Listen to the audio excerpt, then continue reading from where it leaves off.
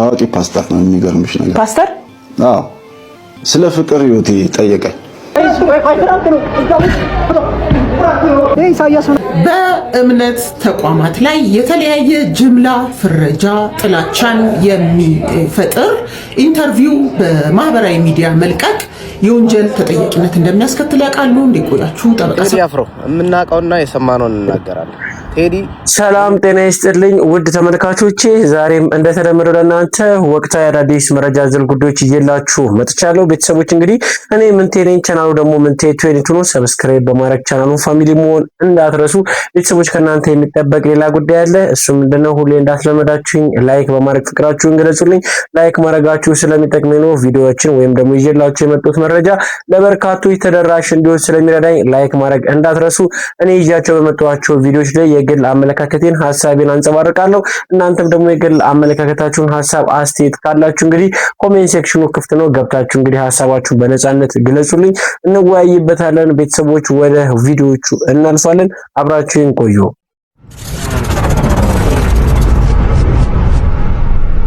ዘይት 5 ሊትር ዘይት ገዝቼልሻለሁ። ጌታ ይስጥህ ዲያሎ ስንት እንደገባ ታውቂያለሽ? ግን ዘይት ምን አውቃለሁ እኔ ነኝ 7 ብር ገባ፣ 7 ብር ገባ ዘይት። በቃ ዝም በል መንግስት የለም በል።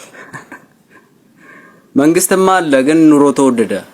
ኑሮ ቢወደድ ታዲያ የሚሸጡትን ነገር ያ የሚገዛው ሰውዬ ድሃው እንዴት ይሁን? ድሃ ምን ሊያደርግለት ይበላል? በቃ ተው። እውነት ለመናገር እማማ በስንተኛው ክፍለ ዘመን ነበሩ የሚለውን ጥያቄ የሚፈጥርባችሁ ይመስላል። ለማንኛውም ግን በደጉ ጊዜና በደጉ ዘመን የኖሩ እናቶች ይህንን መልእክትን አስተላለፉ። በዚህ ደረጃ የኑሮ ውድነት ጨምሮ ወይም ደግሞ የዋጋ ልዩነት ስናይ እጅግ በጣም ሀገራችን ያለችበት ሁኔታ ያሳስበናል። በነገራችሁ ላይ የነዳጅ እጥረት ወይም ደግሞ በነዳጅ መጥፋት ምክንያት አሁን ላይ በርካታ ሹፌሮች እንዲሁም ደግሞ ኖርማል ግለሰቦችም እንኳን ራሱ ሁላችንንም በሚያጠቃልል ሁኔታ በከባድ ችግር ውስጥ እየገባን እንገኛለን። ሹፌሮች ግን ማማራቸውን ቀጥሏል። ይሄንም ሐሳብ ለእናንተና ለመንግስት ይድረስልኝ ብለዋል። ቪዲዮ ልጋብዛችሁና ሐሳባችንን እንሰጥበታለን።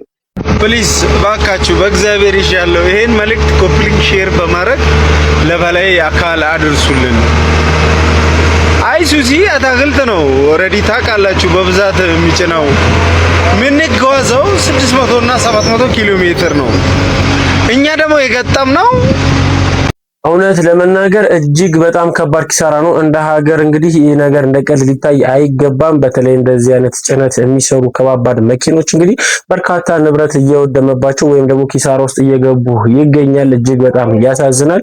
ለማንኛውም ግን እንግዲህ ለዚህ መፍትሄ እንደሚበጅለት ተስፋ አድርጋለሁ። ከዚህ ጋር በዚህ ጉዳይ ላይ ሐሳብ አስተያየት ካላችሁ ብትገልጹልኝ ብዬ ወደ እናንተ አሳልፉኝ። ሌላኛው ጉዳይ ደግሞ ከድምጻዊ ቴዲ አፍሮ ጋር በተያያዘ አንድ መረጃ ወጥቶ እየተዘዋወረ ይገኛል። እስቲ ቪዲዮ ልጋብዛችሁና ሐሳባችንን እንሰጥበታለን። ቴዲ አፍሮ የምናውቀውና የሰማነውን እንናገራለን። ቴዲ ውሉ እንደፈረሰ አብዛኞቻችሁ ሰምታችኋል። ከሰው ጋር የፈረሰበትን ምክንያት አብዛኞቻችሁ በዛበሻ ላይ አንዳንድ ቦታ ላይ ሰምታችሁታል። ያው የታወቀ ነው obvious እና በተለይ ደግሞ ሶስቱን ዘፈኖች እንዲሰሙ ስለማይፈለግ የተወሰኑ ሰዎች ይገባቸዋል። የተወሰኑ ሰዎች ነገሩን ክራሽ ለማድረግ ሞክረዋል።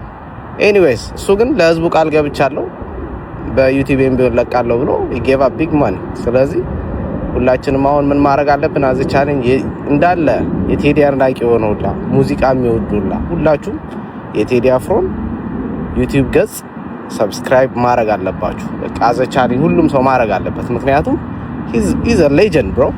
ምንም ከዚህ በላይ 4 አመት የተረፋበት እንደዚህ በነፃ ሊሰጠን ስንት በጉጉት የምንጠብቀው ነገር አሜን እና ይሄ መታሰብ አለበት ባይ ነኝ።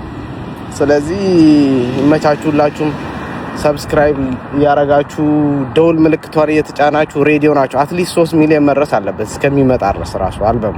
ስለዚህ ይመቻችሁላችሁ ሰብስክራይብ አድርጉ ባይ እውነት ለመናገር ቴዲ አፍሮ እንግዲህ ለበርካታ ዓመታት ለበርካታ ጊዜያት ማለት ይችላል ሀገራችን ላይ ከነበሩ አንጋፋ ድምጻዊ መካከል አንዱና በዋነኝነት በቀዳሚነት የሚጠራ ነው። በርካቶች እንግዲህ ለቴዲ አፍሮ ፍቅርና ክብር እንዳላቸው ይታወቃል። ቴዲ አፍሮ እንግዲህ አሁንም በቅርቡ ጥሩ ስራ ይዞልን ወደኛ እንደመጣ እንዲሁም ደግሞ ከሰዋሰው ጋርም ደግሞ የግል አግሪመንት እንደተፈራረመ መረጃዎች ወጥተው ነበር። ነገር ግን አሁን ከሰዋሰው ጋር ትንሽ አለመግባባት በመፈጠሩ ምክንያት እንግዲህ ቴዲ አፍሮ ዘፈኑን ምናልባት በዩቲዩብ ይለቀው የሆነ የበርካቶች ጥያቄ ነበረ። ቴዲ አፍሮ እንግዲህ የራሱ ኦፊሻል የሆነ የዩቲዩብ ቻናል እንዳለ መርሳት የለብንም። እሱንም እንግዲህ ሰብስክራይብ ያደረጋችሁ ሰብስክራይብ በማድረግ ለናበረታታው ይገባል። ለማንኛውም ግን የቴዲ ወዳጆች ወዴት አላችሁ ኑ ብለው ይሄ ጥሪ እንግዲህ ለእናንተ ተልኳል። ምን ታስባላችሁ? ሐሳባችሁን ስጡበት። ወደ ዋናው ጉዳያችን ስናልፍ እንግዲህ በገነት ንጋቱ እንግዲህ ሾው ላይ የቀረበው አርቲስት አንተነህ እጅግ በጣም ትልቅ ችግር ውስጥ ገብቷል። ገነት ንጋቱም ትልቅ ችግር ውስጥ ገብታለች። ርዕሰ ጉዳዩ እንግዲህ በርካቶች ተቀባብሎ መረጃው እንደደረሳችሁ ተስፋ አድርጋለሁ። በገነት ንጋቱና በአርቲስት አንተነህ መካከል እንግዲህ በነበረው ቆይታ ምክንያት ትልቅ ችግር የተፈጠረው ምንድነው? ስለማይሆን ወይም ደግሞ በአንድ ቤተ እምነት ውስጥ እየተካሄደ ስላለ ጉዳይ አንስቶ ተነጋግረው ነበር። እንግዲህ ፓስተር ወይም ደግሞ ግብረሰዶማዊ ፓስተር እንዳለ አንድ ላይ አክሎ የተናገረው ጉዳይ ነበረ። ከዚህ ጋር ተያይዞ እንግዲህ የኢትዮጵያ ወንጌል አማኞች እንግዲህ ቤተክርስቲያን ካውንስል ክስ አቅርቦባቸዋል። ለማንኛውም ግን እሱ እንዳለ ሆኖ እኔ በጭንቅላት የተመላለሰውን ሐሳብ በቪዲዮ አግኝቼው ለእናንተ ይዤላችሁ መጥቶኝ እስቲ ልጋብዛችሁና ሐሳባችንን እንሰጥበታለን። በጨዋነት ነው ሐሳቤን መግለጽ ፈልገው ወንድሜ፣ ይሄ አሜሪካ አይደለም፣ ካናዳ አይደለም፣ ወይ ሌላ ሀገር አይደለም። አንተን በዚህ ልክ ሁሉ ሰው አክሰስ ሊያደርግ የቻለው እንዴት ነው? ለኛ በጣም ይሄ ነገር ለጆሮአችን ሩቅ ነው በጣም። እኛ ሀገር አንድ ወንድ አንድ ሴትን ለማናገር ቁም ሰቀሉን ነው የሚያው ፍላጎቱን ለመግለጽ ማለት ነው። ቀለል አድርገው በዚህ ልክ ሊያወሩህ የቻሉት ምንድነው? ድፍረት የሰጣቸው ነገር እነሱን 1 2 3 ከቲክቶክ ላይ ስክሮል ሳደርግ ከሆነ ሰው ጋር እንደዚህ ሆኖ ምናምን እንደዚህ ብሎኝ ምናምን ስክሮል ሳደርግ እንደዛው ስክሮል ሳደርግ በጣም ብዙ ሰው ቆጠርኩኝ እኔ። ይሄ ሁሉ ሰው በዚህ ልክ አክሰስ ሊያደርግህ የቻለው እንዴት ነው? ቆንጆ ነኝ ምናምን ያልከንን ቶ ይሄ ጥያቄ የሚያስነሳ ነው። ወንድ ልጅ ቆንጆ ነኝ ይላል አይልም? ይሄም በራሱ ጥያቄ የሚያስነሳ ነገር ነው። ሁለተኛ ነገር ደግሞ ብቻ አይደለህም ያለኸው፣ ደግሞ እንደዛም ነኝ ብለህ ካሰብክ አንተ ብቻ አይደለህም ያለኸው። ቀጥል። ይሄ ነገር አስተማሪ ነው ብዬ አላምንም። ኦኬ፣ በዚህ መንገድ ሂዱ ነው የሚመስለው። የብዙዎቻችሁ ኢንተርቪው ሰውን ለማስተማር የሚባለው እንትን ነው፣ ከቨር ነው። ሰውን ለማስተማር ነው የምትሉት ከቨር ነው እንጂ ሜን ታርጌታችሁ በቃ ገንዘባችሁን ስሩ እንጂ ምንም ታስተላልፋላችሁ። ኖርማል አታድርጉብን። ይሄንን ነገር ለኛ ኖርማል አይደለም። ኖርማል ልታደርጉብን አትሞክሩ። በቃ በዚህ የሚመጣ ገንዘብ ቢቀርባችሁ ይሻላል። አንድ ሰው እንኳን እንደዛ ተገኘ ተብሎ ምን ያህል እንደተወረደበት ይታወቃል። ይሄ ማለት ለኛ ምን ያህል ለጆሮአችን ሩቅ ስለሆነ ነው፣ ለአይናችን በጣም ሩቅ ስለሆነ ነው። እንደዚህ አይነት ነገር ስናይ የሆነ ጠላት እንደመጣብን አድርገን የምንቆጥረው በጣም ሩቃችን ስለሆነ ነው። አንተ ግን በዚህ ልክ ሰው እንደዚህ አይነት ሰዎች አክሰስ እያደረጉህ ነው። ምንድነው ያሳያቸው ነገር? እንደወንድ እንኳን የሆነ ምልክት እንደሚፈልገው ሁሉ እነዚህ ሰዎች ያለ ቼን አይንቀሳቀሱም። ስፔሻሊ ኢትዮጵያ ውስጥ ያለ ቼን አይንቀሳቀሱም። ካናዳ ምናምን እንዳልከው ኖርማል። እኛ ሀገር ግን በፍጹም ይመለስልኝ። ይሄ ጥያቄ ይመለስልን፣ እንዲመለስልን እንፈልጋለን። ካልሆነ ግን የኔ ድምዳሜ አንድ ቦታ ይሆናል። ምን እያልኩ እንደሆነ በደንብ ይገባል።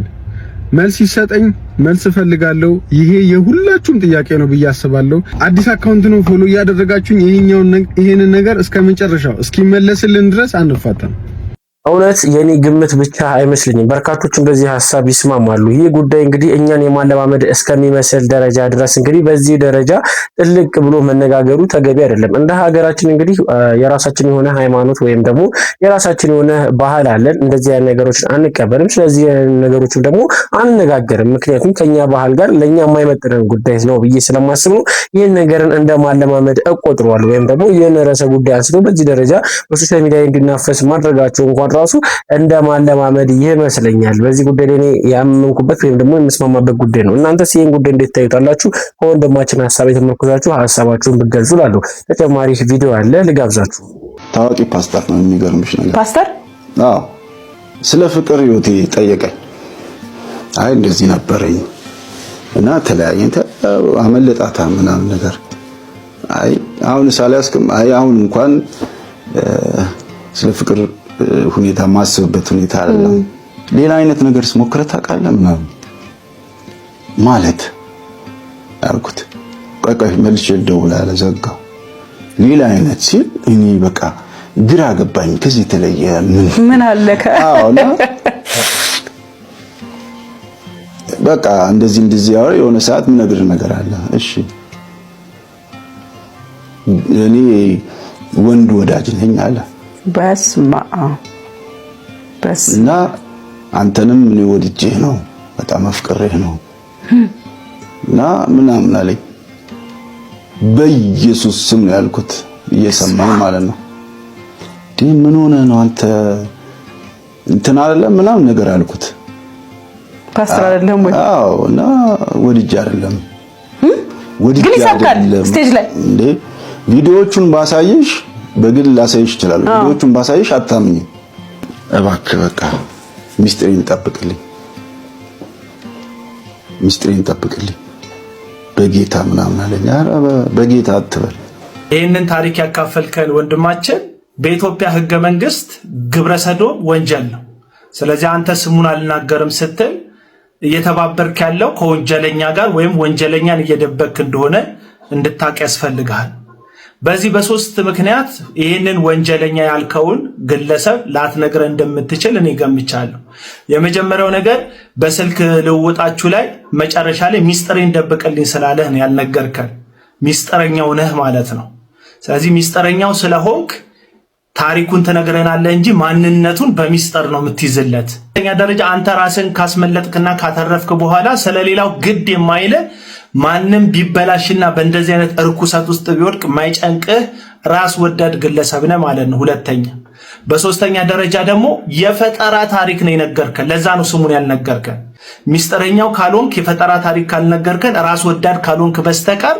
የዚህ ሰው ስም በፍጹም መደብቅበት ምንም አይነት ግራውንድ አይኖርክም ምክንያቱም የነገርከን ፊገር ፓስተር ነው ፓስተር ማለት ብዙ ሰዎች ቁጭ አድርጎ የሚያስተምር ነው አውዳሚነትና አጥፊነቱ ከአንድ ተራ ግለሰብ ይበልጣል የሚሰሙት የሚከተሉ ሰዎች ስለሚኖሩ ማለት ነው ስለዚህ ስሙን መናገር ያለብህ በአደባባይ ላይ ወጥተህ ይሄንን ታሪክ ይጣቅማቸዋል ብለህ ካካፈልክ አይቀር ሌሎችን ለማትረፍና ለመታደግ ጭምር ምክንያቱም ኢትዮጵያ ውስጥ ግብረ ሰዶም ወንጀል ተብሎ አንተ የወንጀለኛን ስም በልብ አቅፈ አልናገርም ብለህ ነው ቁጭ ብለህ ያለከው ትነግረን ግዴታ ነው ታሪኩን አምጥተሃል የታሪኩን ባለቤት ህዝብ ማወቅ አለበት ማን ነው እያሳደደ ወንድ የሚፈልገው ፓስተር ሆኖ ይሄን ካልነገርከን ህዝብን አሳልፈ ለእንደዚህ አይነት አመጽና እርኩሰት እንዲተላለፍ እያደረከ ነው ለምሳሌ አሁን በዚህ ጉዳይ ላይ ኦርቶዶክሳውያን ሙስሊሞች ሌሎች ቤተ እምነቶች ናችሁ ወጣችሁ ነገሮችን ማጥራት ያለባችሁ ይሄ ሃይማኖትን የማዋረድ ሃይማኖትን የማናናቅ ጉዳይ ብቻ አይደለም የሚሆነው ይሄ የጋራ ጉዳያችን ነው ትውልድን የሚያቀነጭር የጋራ ጉዳያችን ነው ከሁሉ በፊት ደግሞ አንተ ራስህ የምትጠየቀው ከዚህ ፓስተር ጋር መቼም ተደጋጋሚ የሆነ የስልክ ግንኙነት ወዳጅነት ባይኖራችሁ ሰው በአንዴና በሁለት የስልክ ልውውጥ ብቻ ወደ እንደዚህ አይነት ነገር ገብቶ እንደዚህ ብሎ ሊጠይቅህ የሚችልበት ግራውንድ አይኖርም ምክንያቱም ህዝብ የሚመራ ፓስተር ነው አንተ የኦርቶዶክስ እምነት ተከታይ ነህ በስልክ ነው የሚያዋራ እዚህ ዘመን ላይ ስልክ ሪከርድ እንደሚደረግ ሁሉም ሰው ያውቃል በስልክ ለማውራት እንደዚህ ካንተ ጋር በጣም የጠበቀና እላፊ ወዳጅነት አላችሁ ማለት ነው ስለዚህ አንተን በዚህ በተመሳሳይ ሰውየውን ባማህበት ነገር ማንጠረጠርበት ምን ጉዳይ አለ አንተም ከጠረጣሪ እንድታመልጥ በጉዳዩ ላይ የሌለህ እንደሆንክ እርግጠኛ እንዲሆን ህዝቡ ደግሞ ያነሳከው የጠቀስከው ፓስተር እውነተኛ እዚህ ምድር ላይ ኤግዚስት የሚያደርግ ከሆነ ሰዎችን ለማስጠንቀቅ በትክክል ስሙን መናገር ግዴታ ነው አለበለዚያ አሉባልታና ሐሜት ነው ደግሞ ራስህ በተመሳሳይ ማንነት ውስጥ የምትገኝ ግለሰብ ነው ማለት ነው መልስ እንፈልጋለን በፍጥነት አፍጥን አቤል አቡነ የተናገረው ንግግሮች ትክክል ነው ይህ አርቲስት ሆነ ለመናገር በእነዚህ ጉዳዮች ተጠያቂ መሆን አለበት ምክንያቱም ማጋለጥ አለበት ለምን ካላችሁ ሌላ ሰዎችን እንዳይበክል ወይም ደግሞ ሌላዎችን የእሱን ተመሳሳይ ዕጣ እንዳይደርሳቸው ማድረግ አለበት ይህን ፓስተር እንግዲህ አውቀዋለሁ ብሎ የሚያምን ከሆነ ሊያገልጠው ይገባል። ሌላኛው ጉዳይም ደግሞ በሀገራችን እንግዲህ የወንጀል ህግ ጉዳይ እንግዲህ ለህግ የሚያበቃ ወይም ደግሞ የሚያስከስስ የሚያሳስር ጉዳይ ነው፣ የሚያስቀጣ ጉዳይ ነው፣ ወንጀል ነው ማለት ነው። ይህ ወንጀለኛን እንደመደበቅ ይሆንበታል። ስለዚህ ወንጀለኛው መያዝ አለበት። ሌላኛውም ጉዳይ ደግሞ ይህ ነገር የፈጠራ ታሪክ ነው ብዬ እኔ እያሰብኩ ነው አሁን ላይ ባለው ሁኔታ። ምክንያቱም ይህን ጉዳይ ራሱ የሰጠው ምላሽን አንድ ላይ አካትላችሁና እሱን አይተነው እናገረዋለሁ። በዚህ ጉዳይ ላይ ግን የፈጠራ ታሪክም ሊሆን ይችላል። ማን ያውቃል? አርቲስቱ ዝም ብሎ የፈጠሩ ታሪክ ሊሆን ይችላል፣ ቫይራል ለመሆኑም ሊሆን ይችላል። ለማንኛውም ግን እስቲ ከህግ አንጻር ይህ ጉዳይ እንዴት ይታያል? ጠበቃ ሰብለ የሰጠችው ሀሳብ አለ፣ ልጋብዛችሁና ሀሳባችንን እንሰጥበታለን። በእምነት ተቋማት ላይ የተለያየ ጅምላ ፍረጃ፣ ጥላቻን የሚፈጥር ኢንተርቪው በማህበራዊ ሚዲያ መልቀቅ የወንጀል ተጠያቂነት እንደሚያስከትል ያውቃሉ? እንዲቆያችሁ ጠበቃ ሰብለ አሰፋ ነኝ። እንግዲህ በዛሬው ዕለት የወንጌላውያን ህብረት ካውንስሉ ክስ ማቅረቡን ገልጿል። ከዚህ ጋር በተገናኘ ይህ ነገር ያስጠይቃሉ ይብላችሁኛል።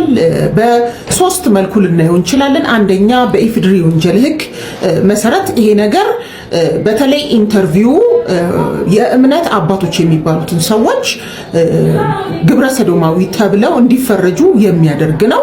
አንድን ሰው ብቻ ሲንግል አውት ያደረገ አይደለም። ሌሎች የእምነት ተቋማትም ሆነ የዚሁ እምነት ተከታዮች በፓስተሮች ላይ ጥላቻ እንዲኖራቸው ሁሉንም በግብረ ሰዶማዊ እንዲፈርጁ ያደርጋል የሚባል ቢሆን በስም ማጥፋትና በሐሰት ሐሜት እስከ 6 ወር ሊያስቀጣ ይችላል። ከዛም ባሻገር ደግሞ በተለይ በጥላቻና በሐሰተኛ ንግግር አዋጅ ቁጥር 1185 መሰረት በዚህ መልኩ የተወሰነ የእምነት ተከታይን ማህበረሰቡ በጥላቻ እንዲያገለው የሚያደርግ ፍረጃ ነው የሚባል ቢሆን ደግሞ ይሄ ነገር እስከ 3 ዓመት ድረስ ሊያሳስር ይችላል። እንደ ጥላቻ ንግግርም ሊወሰድ ይችላል። በተለይ ደግሞ በዚህ ጥላቻ ንግግር ምክንያት ጥቃት በእነኚህ እምነት ተከታዮች ላይ ደረሰ ከተባለ ቅጣቱ እስከ 5 ዓመትም ከፍ እንደሚል ተቀምጧል። ከዛም ባሻገር ደግሞ በኮምፒውተር ወንጀል አዋጅ 958 መሰረት ሆን ብሎ በማህበራዊ ሚዲያ በኮምፒውተር ስርዓት ተጠቅሞ ሰዎችን፣ ቡድኖችን ስም ማጥፋት፣ ክብርን ማዋረድ እስከ 3 ዓመት በሚደርስ እስራት እንደሚያስቀጣ ተመልክቷል። ስለሆነም እከሌ ከሌ የሚባል እምነት ሳንል በሁሉም እምነቶች ላይ የሚደረግ ፍረጃ ደብተራ ነው፣ ጠንቋይ ነው፣ እንዲሁም ደግሞ ግብረ ሰዶም ናቸው፣ ሌቦች ናቸው የሚለው ነገር እምነት ተቋማቱ የእምነት ተከታዮቹ ላይ መድሎና ጥላቻን ሊፈጥር ስለሚችል ሁላችንም በኃላፊነት ልንጠነቀቅ ይገባል። በዚህ ተግባር የተሰማሩ ካሉ በግብረ ሰዶምም ሆነ በሌላ መንገድ ወይም በጥንቆላ እምነትን እየተጠቀሙ የሚያታልሉ ካሉ እነዛ ሰዎች በወንጀል ሊጠየቁ ይገባል እንጂ የእምነት ተቋማቱን እንዳለ የወንጀል ቦታ የእምነት አባቶችን እንዳለ የወንጀል ተጠያቂነት እንዳለባቸው አድርጎ የሚቀርብ ነገር ይሄ በማህበረሰብ መካከል መራራቅን መጠራጠርን የሚፈጥርና እንደ ሀገር የማይጠቅም ነገር ስለሆነ በተለይ ዩቲዩበሮች ሚዲያ ከ5000 በላይ ተከታይ ያላችሁ ሰዎች በህጉም እንደ ሚዲያ ኦነርስ የምትወሰዱ በመሆኑ ኃላፊነት አለባችሁ። የወንጀል ተጠያቂነት ያመጣል። ጥንቃቄ ማድረግ ይገባል። አመሰግናለሁ። ጠበቃ ሰብለ እንደተናገረችው ነው። ይህ ጉዳይ እንግዲህ ከህግ አንጻር የመጀመሪያ ተጠያቂዎቹ ሊያደርጋቸው የሚችለው ገነት ንጋቱና አርቲስት ታሪኩን እንግዲህ የመጀመሪያ ተጠያቂ አድርጎ ለፍርድ የሚያቆማቸው ጉዳይ ይመስለኛል።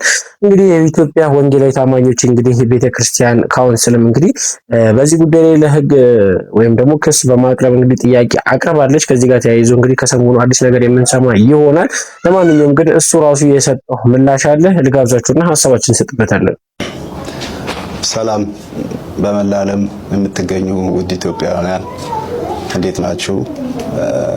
በመጀመሪያ ያው ለፋሲካ በዓል እንኳን አደረሳችሁ ላለው።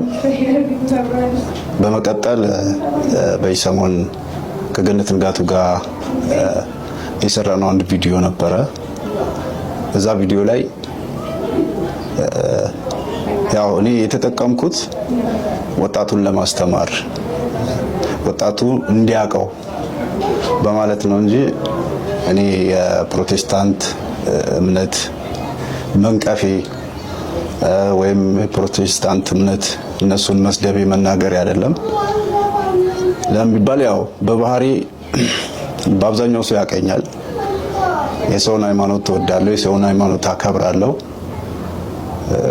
ብዙ ማስተምራቸውም በርካታ ወጣቶች አሉ ከተለያየ ቤተ እምነት እና እንደዚህ አይነት ነገር አይደለምና በሰዓቱ ስለ ህመሜ ለማውራት ነበር ከሷ ጋር የተገናኘ ነው እና በህመም ሰዓት ምናምን ስለ በቃ የሚደውሉልኝ ሰዎች ነበሩና ይሄን ፓስተር የተባለው ደግሞ ፕሮፌት የሚል ነው የፌስቡክ አካውንት እና በዛ እንትን ይል ነበር። ወደ ሌላ ነገር ሲገባ ቶሎ ብሎ ራሱ ሁሉንም ነገሮችን ፎርማት አድርጎ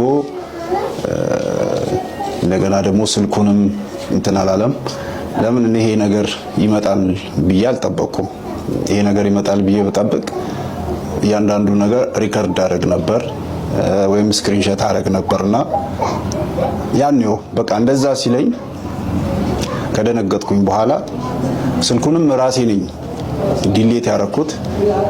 እሱ ያንውም እንትን አለ ማለት ነው። ስለዚህ ፕሮፌት የሚል የፌስቡክ አካውንት ነበረ።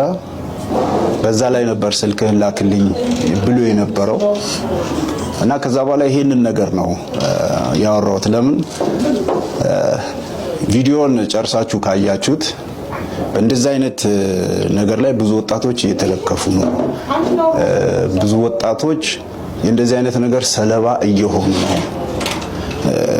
በሃይማኖት ታካው በእስልምናም ይሁን በክርስትናም ይሁን በጴንጤውም ወገንም ይሁን እንደዚህ አይነት ሰዎች አሉ እና ራሳቸውን እንዲጠብቁ ራሳቸውን የምታወሩትን ሰው እንድታቁ በሚል ነው ይሄ ነገር እንትን ያልኩት እንጂ የኦርቶዶክስን ለማሞካሸት ወይም ደግሞ የጴንጤን እምነት ለመገልበጥ ወይም ደግሞ ስም ለማጠልሸት አይደለም። ለምን በየቦታው በእኛም ቦታ ቢሆን ትክክለኛ አስተማሪዎች አሉ፣ ውሸታም አስተማሪዎችም አሉ በሁሉም ቦታ።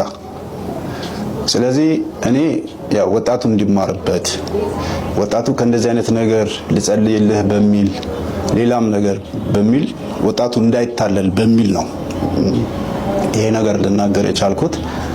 እኔ ከዚህ በፊት እንደዚህ አይነት በሃይማኖትም በምንም ጣልቃ ምገባ ሰው አይደለሁም። የሰውን ሃይማኖት እምወድ የሰውን ሃይማኖት ማከብር ሰው በማንነቱ እምወድ ሰው ነኝ። አስተዳደጌም እንደዛ አይደለምና በዚህ ያው ብዙዎች ተከፍታችኋል፣ ተከፉም ይገባል እና ያለው ነገር ይሄ ነው። እኔ ይሄንን ነገር ከራሴ ፈጥሬ ወይም ሌላ ነገር ሳይሆን በቃ ይሄንን የሚከታተሉኝ ብዙ ወጣቶች አሉ።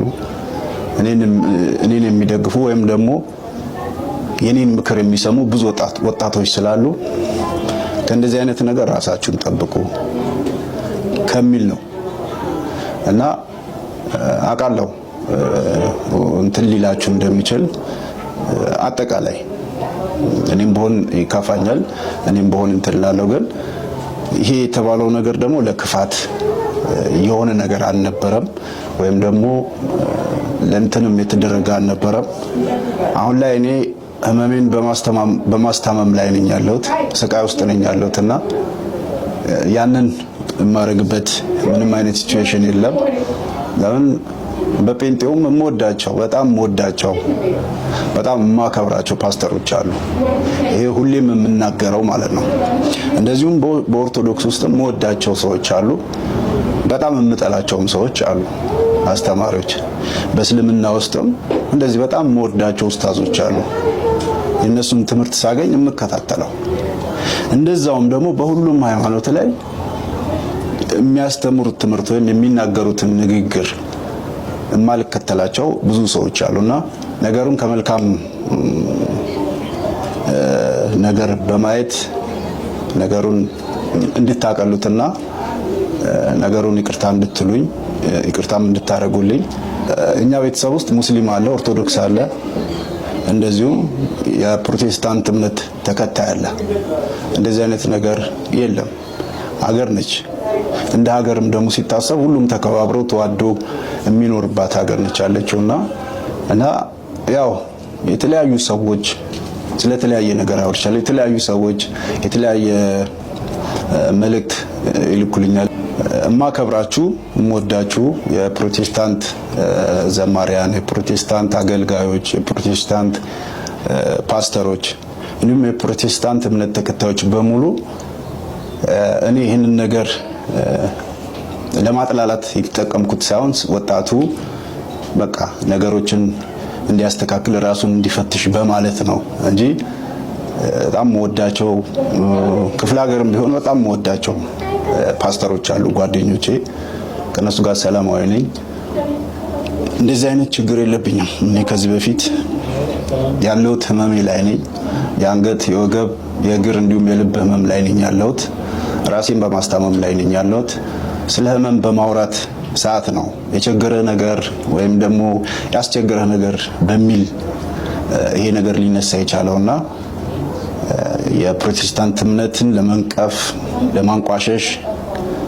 የተጠቀምኩ የመሰላችሁ ብዙ ሰዎች አሉ እኔ ማንኛና ነው የሰውን ሃይማኖት ላንቋሸሽና ላጥላላ መጭለው ስለዚህ ከላይ ሁላችሁም ብትሆኑ በኔ ንግግር በኔ ኢንተርቪው በጣም የተከፋችሁ በጣም ያዘናችሁ ሰዎች በመታመልኩት በፈጣሪ ስም እጠይቃችኋለሁ ይቅርታ እንድታረጉልኝ እማጸናለሁ እንደሰማችሁት ነው እውነት ለመናገር እኔ ባየሁት ነገር ላይ ወይም ደግሞ እሱ በተናገረው ሁኔታ ላይ ሐሳብ ለመስጠት ስነሳ ምን ላይ ሲሰጥ ራሱ ነው እርግጠኛ ነኝ የሆነ በቀላ ድንብርብር ያለ ነው ወይም ደግሞ የሆነ እውነተኛ ራሱ በማይመስል ሁኔታ ነው ሐሳቡን ሲገልጽ የነበረው ነገሮቹን የተናገረበት መንገድ ትክክል አይደለም ለማንኛውም ግን የበለጠ ጥያቄ ሊያደርገው የሚችለው ጉዳይ እንደሆነ መርሳት የለበትም እዚህ ጋር ተያይዞ እንግዲህ አርቲስት አንተነህ ከዚህ በፊትም በተለያየ ጉዳዮች መጥቶ ነበር ወደኛ ጋር እንግዲህ ታሞ ተኝቶ በሱ ስምም እንግዲህ ታጎድቷል ወይም ደግሞ የገቢ ማሰባሰቢያ ብለው የተለያዩ እንግዲህ አስፈላጊ ህገወጥ ስራዎች በሱ እንድትሰሩ እናውቃለን ከዚህ በፊትም ደግሞ ቀርቦ ፖርኖግራፊም እንዲሰራም ጥያቄ ቀርቦለት ነበረ እንዲሁም ደግሞ አሁን ላይ ደግሞ በተጨማሪ ጥቃት እንደደረሰበትም እንግዲህ የተለያዩ ምስሎች በሶሻል ሚዲያ እየተናፈሱበት ይገኛሉ እስካሁን ድረስ በዚህ ጉዳይ ላይ እንግዲህ ምንም አይነት ምላሽ አልሰጠም በዚህ ጉዳይ ላይ አዲስ ነገር ካለ የማሳውቃችሁ ይሆናል በዚህ ጉዳይ ላይ ሐሳብ ካላችሁ እንግዲህ ተወያዩበት እኔ ይሄንን ቪዲዮ ለእናንተ መጥቶላችሁ ለዛሬ ይዤላችሁ የመጣኋቸው ቪዲዮዎች እኚህ ይመስላሉ እስካሁን ድረስ አብራችሁኝ ስለቆያችሁ ከልብ አመሰግናለሁ ሰዎች በቀጣይ ቪዲዮ እስክንገናኝ ሰላም ቆዩልኝ እወዳችኋለሁ